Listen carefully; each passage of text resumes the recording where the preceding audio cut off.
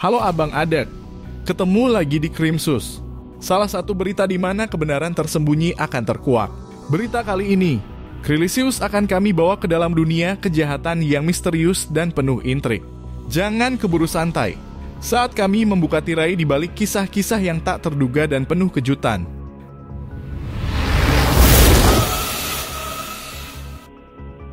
Perampok sadis beraksi di Pulau Mas, Jakarta Timur. Mereka menyatroni rumah Dodi Triyono dan menyekap orang-orang hingga tewas karena kehabisan nafas. Aksi biadab ini dilakukan setelah perampok berhasil masuk ke rumah korban dan sempat mengelabui salah satu dari korbannya. Ada 4 perampok yang beraksi di rumah yang beralamat di Jalan Pulau Mas Utara nomor 7 Ampер Pulau Gadung, Jakarta Timur itu. Mereka adalah Ramlan Butar-Butar, Erwin Situmorang, Yuspane, dan Sinaga. Perampokan yang terjadi di sebuah rumah mewah di Pulau Mas, Jakarta Timur tersebut baru diketahui keesokan harinya. Para perampok ternyata mengunci 11 orang di dalam sebuah kamar mandi berukuran 1,5 meter persegi. Nahas 5 orang, termasuk Dodi dan 2 anaknya, ditemukan meninggal di lokasi dan 1 lainnya meninggal di rumah sakit. Adapun kelima korban yang tewas di lokasi adalah Dodi Triyono usia 59 tahun, Diona Arika usia 16 tahun, anak pertama Dodi, Dianita Gema usia 9 tahun, anak ketiga Dodi, Amelia Calista usia 10 tahun teman dari Dianita, dan Yanto sopir Dodi. Sementara korban yang meninggal di rumah sakit adalah Tasrok yang juga merupakan sopir Dodi. Korban selamat adalah Zanet Tekalila usia 13 tahun, anak kedua Dodi, Emi usia 41 tahun, Santi usia 22 tahun, dan Fitriani usia 23 tahun, serta Windy usia 23 tahun, yang merupakan pembantu rumah tangga. Kronologi: menurut Kapolda Metro Jaya saat itu, Irjen Pol Iriawan, pelaku yang pertama kali masuk adalah Ramlan Butar-Butar. Dia menodongkan senjata api kepada seorang sopir keluarga Dodi sehingga berhasil masuk ke dalam rumah. Ketika di dalam rumah, Ramlan pun turut menodongkan pistolnya kepada pembantu di rumah tersebut. Ia meminta seorang pembantu menunjukkan di mana kamar tidur Dodi. Selanjutnya, para pelaku menggeledah semua ruangan di rumah Dodi dan membawa barang-barang berharga milik pengusaha properti tersebut. Mereka pun kemudian pergi dari lokasi untuk melarikan diri. Kasus ini terbongkar karena polisi mendapatkan laporan dari Sheila Putri yang juga merupakan teman korban dari anak Dodi yang bernama Diona Arika. Pada hari Selasa tanggal 27 Desember 2016, sekitar jam setengah 10 pagi, Sheila memutuskan ke rumah Dodi karena Diona tidak bisa dihubungi sejak tanggal 26 Desember 2016. Karena pintu rumah masih dalam keadaan tidak terkunci, akhirnya Sheila memutuskan untuk masuk ke dalam rumah Dodi. Saat itu Sheila mendengar rintihan orang-orang dari kamar mandi. Karena takut, Sheila langsung melaporkan peristiwa itu ke pihak keamanan. Dan pihak keamanan menindaklanjuti laporan Sheila ke kepolisian yang berada di Pos Kayu Putih, Jakarta Timur setelah pintu didobrak. Polisi bersama warga di lokasi kejadian terkejut saat melihat isi di dalam kamar mandi. Terdapat 11 korban dalam kondisi bertumpuk satu sama lainnya. Tidak perlu menunggu lama, pada tanggal 29 Desember 2016, akhirnya polisi berhasil menangkap 3 orang pelaku dan 1 lainnya berhasil ditangkap di Medan pada tanggal 1 Januari 2017. 2 tersangka pertama yang diamankan polisi adalah Ramlan Butar-Butar dan Erwin Situmorang di sebuah kontrakan di Gang Kalong, RT08 RW02, Bojong, Rawalumbu, Bekasi, pada hari Rabu tanggal 28 Desember tahun 2016. Malam harinya polisi menangkap Alvin Bernius Sinaga di kawasan Bekasi juga. Ramlan disebut polisi sebagai pimpinan dari komplotan perampok tersebut dan juga otak dari perampokan dan pembunuhan itu. Ramlan tewas akibat kehabisan darah setelah ditembak polisi saat penangkapan. Ketiga pelaku yang masih hidup kemudian dijerat dengan pasal berlapis, yaitu pasal 338 KUHP tentang pembunuhan jangto, pasal 365 KUHP tentang pencurian, dan pasal 333 KUHP tentang penyekapan dengan ancaman hukuman 15 tahun penjara.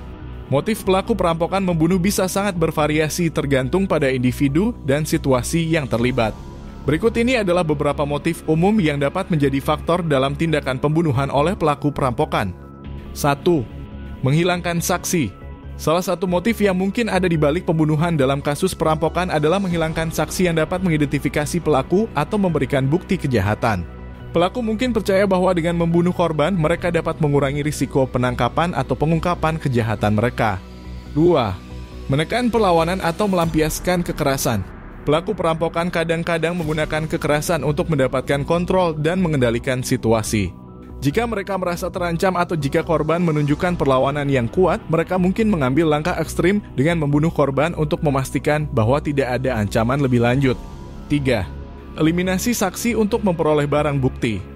Pelaku perampokan yang khawatir tentang peninggalan bukti yang dapat menghubungkan mereka dengan kejahatan mungkin memutuskan untuk membunuh korban untuk menghilangkan jejak yang dapat mengungkapkan identitas atau keberadaan mereka.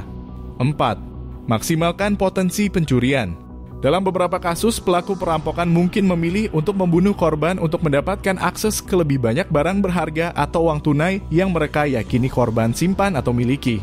Mereka beranggapan bahwa dengan membunuh korban, mereka dapat mendapatkan akses tanpa hambatan terhadap semua sumber daya yang mereka inginkan. 5. Kekerasan inheren atau psikopati.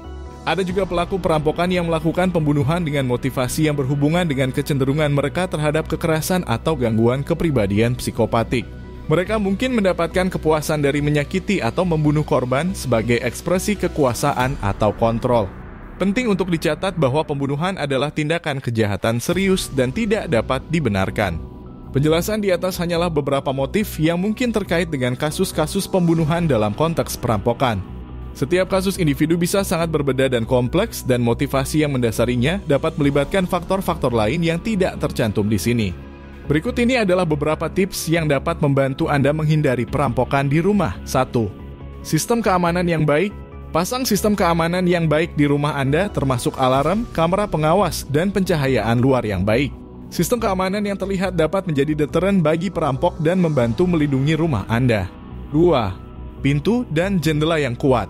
Perkuat pintu dan jendela dengan menggunakan kunci dan kunci tambahan yang berkualitas tinggi.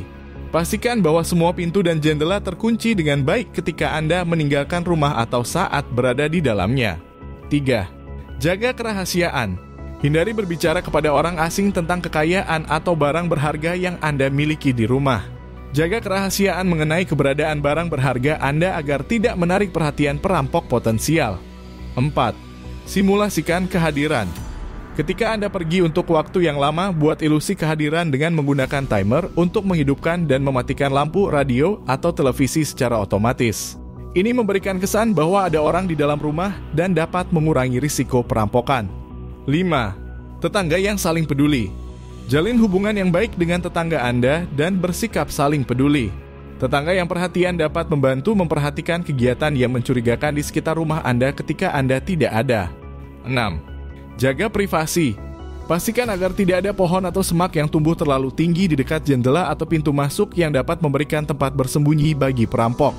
Pastikan juga bahwa pagar atau pagar pembatas rumah Anda dalam kondisi baik dan sulit untuk dilintasi. 7. Tidak meninggalkan kunci di tempat terbuka. Jangan pernah meninggalkan kunci di tempat terbuka seperti di bawah karpet, di bawah vas bunga, atau di kotak surat. Ini dapat memberikan akses mudah bagi perampok untuk masuk ke dalam rumah Anda. 8. Mengenal lingkungan Anda. Kenali lingkungan sekitar Anda dan ketahui daerah yang mungkin memiliki tingkat kejahatan yang lebih tinggi.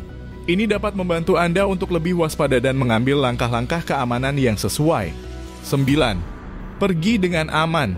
Ketika meninggalkan atau tiba di rumah, perhatikan sekeliling Anda dan pastikan tidak ada orang yang mencurigakan. Jika Anda merasa tidak aman, tunda masuk ke rumah dan segera laporkan ke pihak berwenang jika perlu. 10. Pemantauan media sosial. Berhati-hatilah dalam membagikan informasi tentang keberadaan Anda di media sosial. Hindari memberikan informasi rinci tentang keberadaan atau jadwal perjalanan Anda yang dapat menarik perhatian perampok. Selalu ingat bahwa tidak ada langkah keamanan yang bisa menjamin keamanan mutlak. Namun mengikuti tips-tips ini dapat membantu meningkatkan keamanan rumah Anda dan mengurangi risiko perampokan. Demikian ulasan berita dari Krimsus kali ini. Semoga Anda tidak kehilangan nyali saat terperangkap dalam kisah-kisah yang gelap dan berbahaya ini. Krimsus hadir untuk memberikan informasi seputar kriminal dan mengulas lebih dalam dengan sudut pandang yang berbeda. Sampai jumpa di sisi gelap.